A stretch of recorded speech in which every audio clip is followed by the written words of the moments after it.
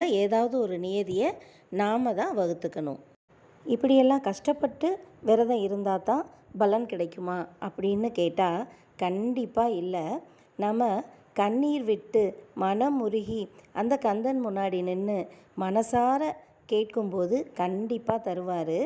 ஆனால் அதற்கான மனநிலையை நமக்கு தருவதற்கு தான் இந்த விரத முறைகள் எல்லாமே.